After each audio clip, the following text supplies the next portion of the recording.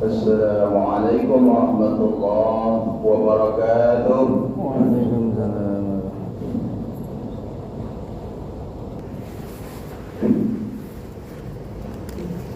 Alhamdulillah rabbil alamin.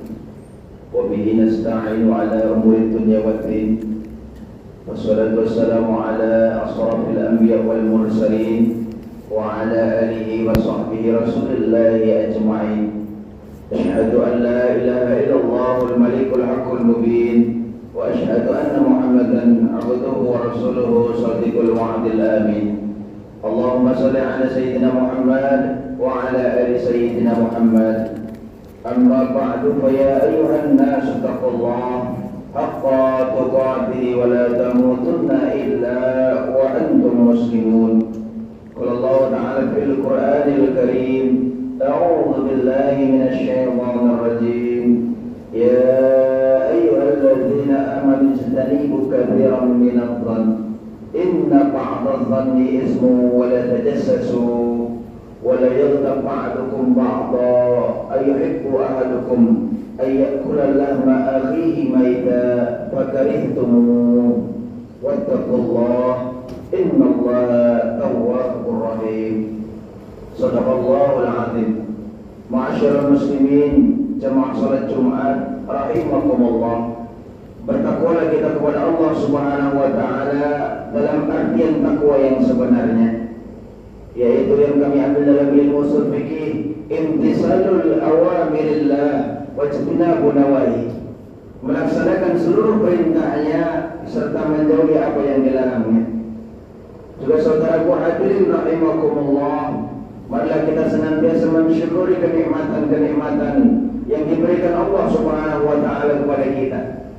Nikmatnya iman, sampai di siang hari ini kita dapat bertemu dan berkumpul, melangkahkan kaki, melayangkan tangan menuju rumah Allah yang kita cintai ini guna memenuhi panggilannya, yakni sholat Jumat.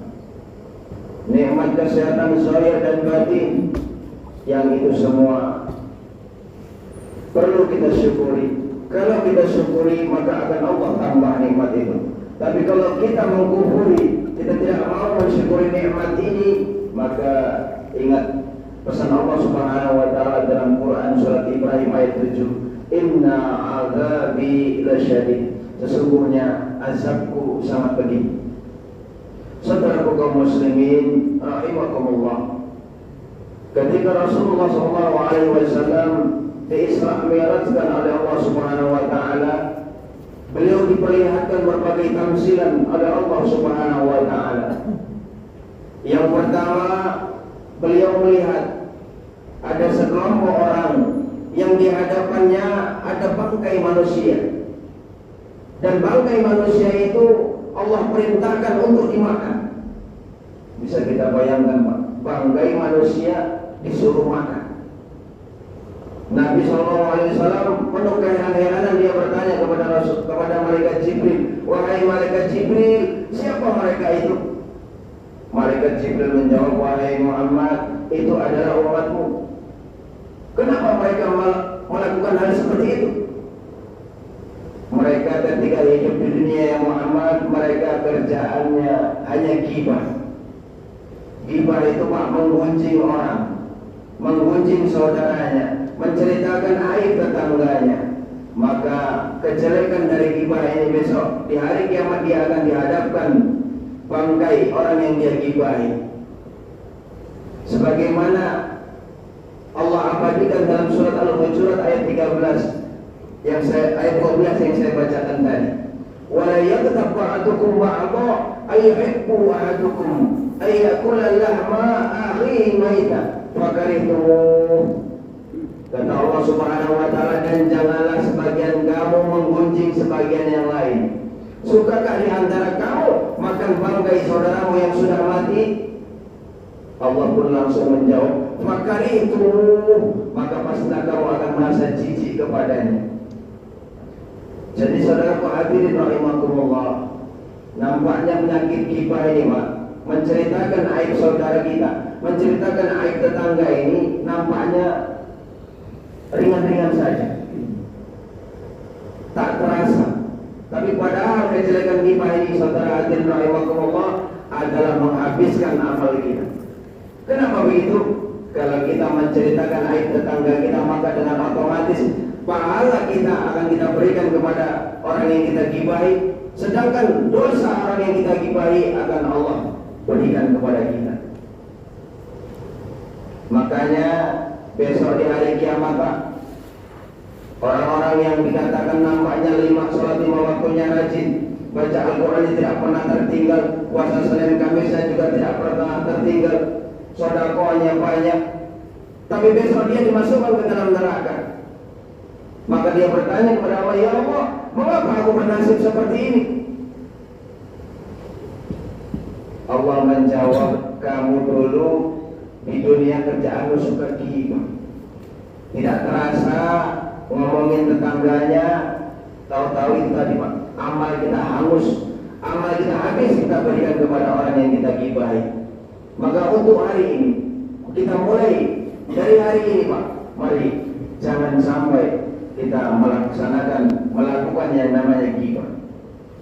Ada sahabat bertanya kepada Rasulullah, ya Rasul, kalau yang saya ceritakan tentang tetangga saya, tentang saudara saya ini yang benar bagaimana? Itulah yang ghibah. Tapi kalau kamu menceritakan itu tidak benar tentang saudaramu, maka itu adalah fitnah. Kamu katakan baju si fulan kepanjangan atau kependekan, itu pun ghibah. Maka Pak, mulai hari ini, ayo jaga anak kita, istri kita, jangan sampai dia ghibah. Ketika istri kita misalnya mau menceritakan, bang, tetangga sebelah, kita yang mencegahnya, Pak, kita yang tahu hal ini. Jangan bicarakan saudara kita. Lebih baik kita menceritakan tentang aib kita saja, tentang kekurangan kita saja. Enggak perlu kita menceritakan tentang kekurangan tetangga kita, tentang kekurangan orang lain, karena ini akan menghapuskan pahala kita. Kita capek-capek sholat tahajud, kita capek-capek puasa Senin Kamis, tapi pahala semua itu yang sudah kita kumpulkan malah kita berikan kepada orang yang kita kunci.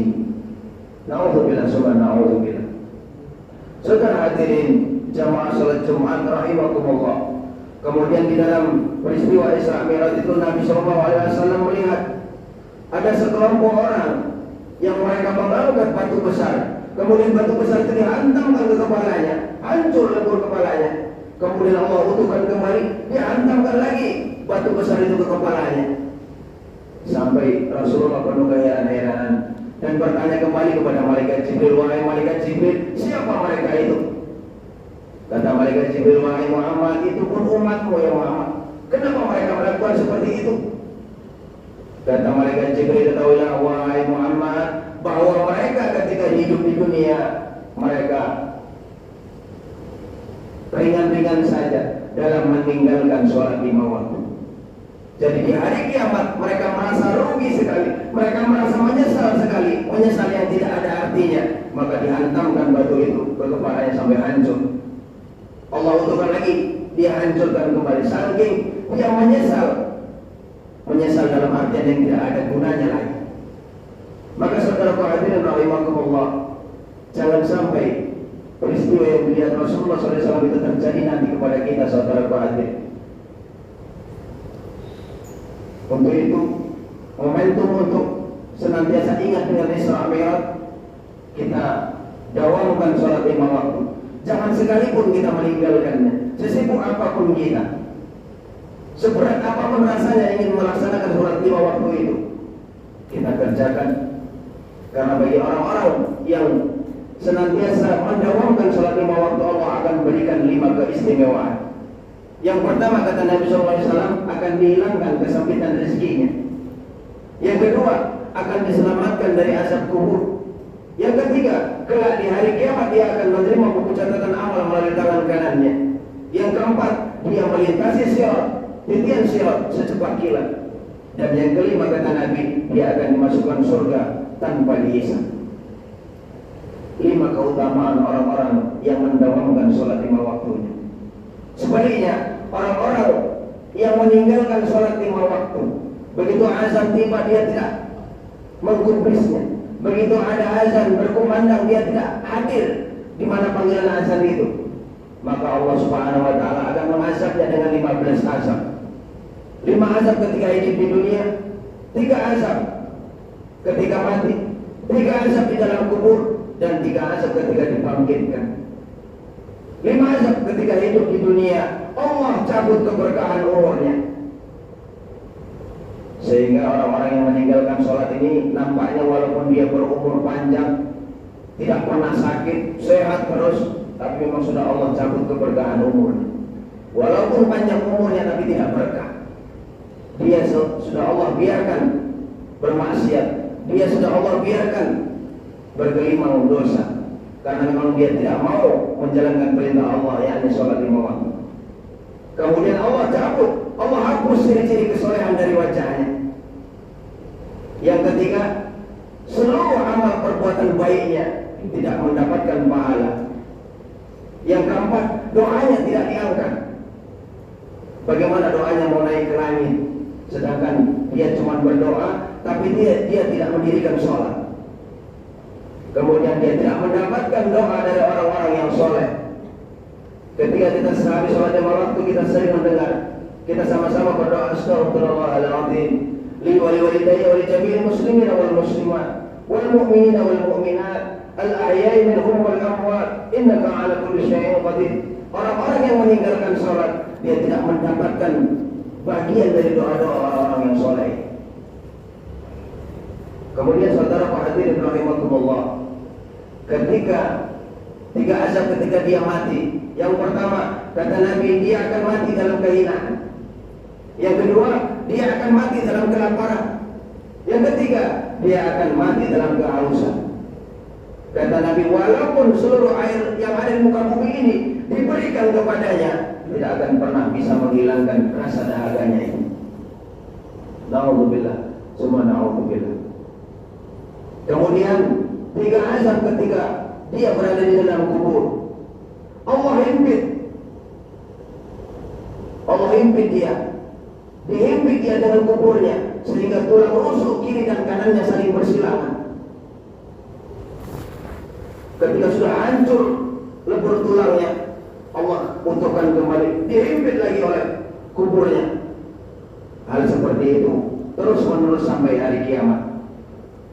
Kemudian Allah nyalakan api ke dalam kuburnya, sehingga dia berguling-guling, kata Nabi, siang dan malam sampai hari kiamat. Dan yang ketiga, kata Nabi SAW, Allah masukkan ular berbisa raksasa bernama Syuja'ul Aqra, yang matanya dari api, kuku-kukunya dari besi, yang mana panjang setiap kukunya ini adalah sepanjang sehari perjalanan. Bisa kita bayangkan, Pak, kukunya saja sepanjang sehari perjalanan. Kira-kira seperti apa besarnya ular Syuja'ul Aqra ini? Dia akan memaki seperti ular, seperti halilintar menyambar. Aku adalah Syuja'ul Aqra. Aku akan memukulmu dari subuh hingga terbit matahari, karena kamu telah melupakan sholat subuh hingga terbit matahari. Memukulmu dari zuhur hingga asar, karena kamu telah melalaikan sholat zuhur hingga asar. Memukulmu dari maghrib hingga isya, karena kamu telah melalaikan sholat maghrib hingga isya. Setiap hantaman ular Syuja'ul Aqra tadi akan membenamkan orang tersebut ke dalam bumi sedalam 10 hasta.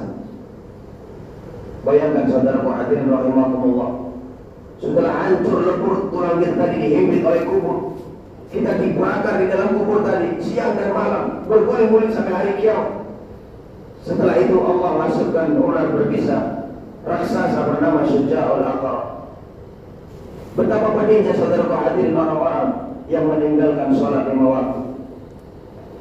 Jangan sampai karena kesibukan kita, karena betapa banyaknya pekerjaan kita terus melalaikan, kita berleha-leha meninggalkan sholat 5 waktu ini. Kita harus ingat saudara hadirin, Nabi memesankan akan diazab orang-orang yang meninggalkan sholat ini dengan 15 azab tadi. Ketika dia dibangkitkan, Allah sangat murka kepadanya. Kemudian dia akan dihisab dengan sangat berat, dan dia akan langsung Allah campakkan ke dalam nerakanya Allah Subhanahu wa ta'ala. Na'udzubillah summa na'udzubillah. Kita mulai hari ini berlindung kepada Allah Subhanahu wa ta'ala Dan kita berdoa semoga Allah Subhanahu wa taala berikan kekuatan kepada kita agar kita kuat untuk bisa tidak meninggalkan yang namanya salat 5 waktu ini. Amin amin ya Allah ya rabbal alamin. Wa qur rabbi ighfir warham wa anta khairur rahimin.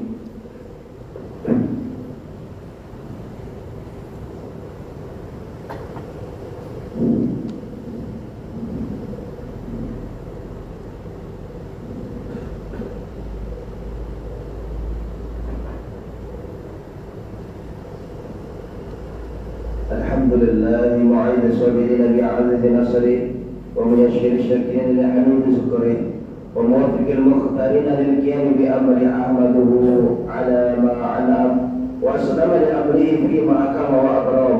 أشهد أن لا إله إلا الله وحده لا شريك له وأشهد أن محمدا عبده ورسوله. اللهم صل على سيدنا محمد صلى الله على آله منتهى الدهور صلاة دائمة بلا فناء ولا فتور وسلم تسليما كثيرا. أما بعد فيا أيها الناس اتقوا الله إن أمركم بأمر بدأ فيه بنفسه وسنى بملائكته وأيها بالمؤمنين من عباده فقال عز من قائل إن الله وملائكته يصلون على النبي يا أيها الذين آمنوا صلوا عليه وسلموا تسليما. اللهم صل على سيدنا محمد سيد المرسلين وأنبيائك ورسولك وملائكتك المقربين وأهل طاعتك أجمعين برحمتك يا أرحم الراحمين. اللهم اغفر للمؤمنين والمؤمنات والمسلمين والمسلمات إنك سميع قريب مجيب الدعوات ويا قاضي الحاجة. اللهم احفظ عليهم ودائي أعدلهم وأخرجهم من ذك سجود إلى ساعة عملهم ولا تجعل فتنة للظالمين ونجيهم برحمتك من القوم الكافرين.